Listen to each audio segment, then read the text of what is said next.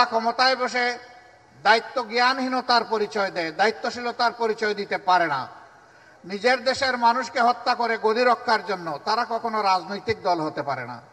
তারা একটি সন্ত্রাসী দল। ইতিমধ্যেই সরকার তাদের সন্ত্রাসী ছাত্র সংগঠনকে নিষিদ্ধ ঘোষণা করেছে।